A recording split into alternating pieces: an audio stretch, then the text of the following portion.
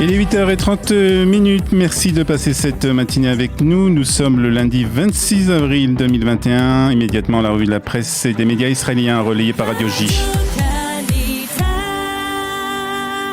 Olivier Granillic à Jérusalem. Olivier, ce matin, c'est la manifestation place du Trocadéro qui a fait la une des quotidiens israéliens. En effet, le Yediot Ahronot comme le Israël Hayom ont choisi des photos prises hier place du Trocadéro pour illustrer cette manifestation géante avec cependant des titres différents. Drushim Tzedek, justice doit être faite pour le Israël Hayom, et Sarah a été assassinée 2 fois pour le Yediot Ahronot.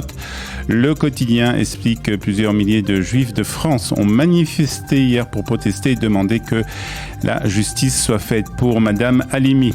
Ma sœur a été tuée 2 fois, une fois par son meurtrier, une fois par le système judiciaire français, a crié William Halimi, le frère de Sarah. Déclaration reprise ce matin par le Yediot Ahronot. Et puis le quotidien reprend aussi les déclarations de Ariel Kandel, le directeur de Kalita, qui a dit qu'il était inconcevable de penser que ce meurtre ignoble se termine sans procès et que le meurtrier de Madame Halimi puisse être prochainement libéré. C'est craché au visage de la communauté juive de France, a aussi déclaré Ariel Kandel.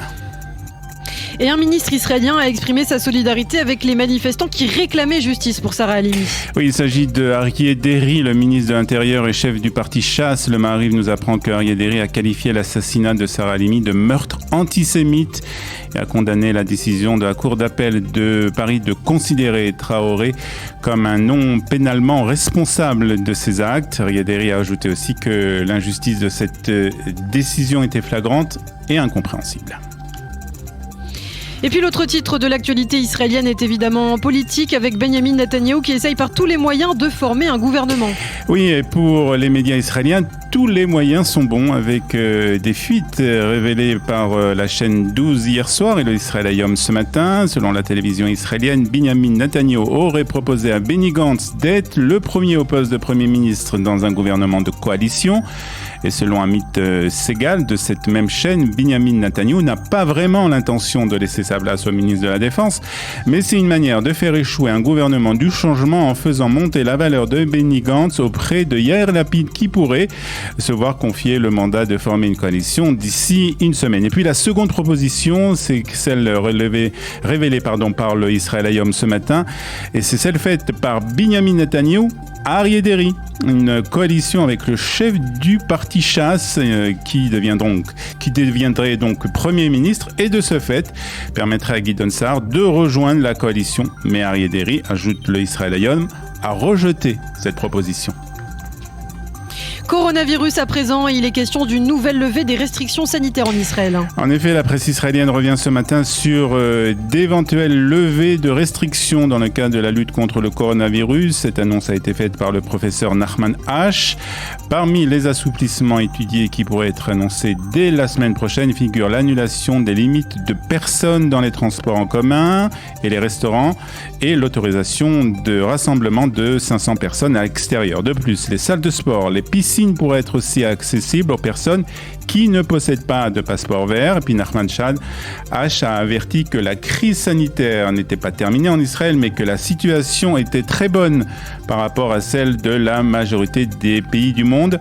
Seuls 38 nouveaux cas ont été enregistrés en 24 heures et moins de 100 personnes au total sont sous respirateur. Et il est bien entendu aussi question de la tension dans le sud d'Israël, le Israël Hayom qui évoque une nouvelle stratégie de riposte de l'armée israélienne. En effet, selon le Israël Hayom, Tsahal a changé sa politique et au lieu de répondre à chaque tir de roquette, comme cela a été le cas ces dernières années, la nouvelle politique est la politique du livre ouvert. C'est-à-dire que tout tir ou incident de violence sera enregistré et Israël choisira le moment et le lieu approprié pour réagir. Ainsi, Israël n'a pas réagi au tir de roquette de la nuit précédente ni de cette nuit, mais cette nouvelle stratégie militaire n'est pas du goût de la population du sud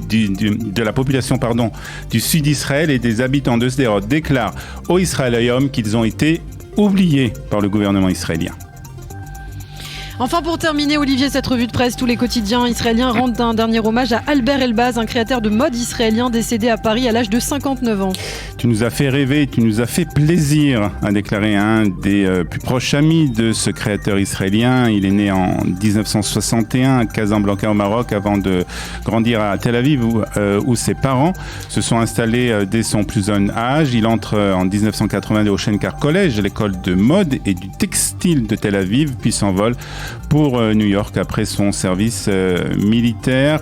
Albert Elbaz commence sa carrière en 1996 avec un créateur américain, Geoffrey Beene, et puis il est engagé ensuite par Guy Laroche. Il va ensuite prendre la difficile succession de Yves Saint Laurent pour la ligne de prêt-à-porter du couturier français en 1998 avant de rejoindre la maison Lanvin. C'était en 2001. Dernièrement, il avait créé sa propre marque, AZ Factory. Albert Elbaz avait élu domicile à Paris, où il est donc décédé des suites du coronavirus. Il avait 59 ans.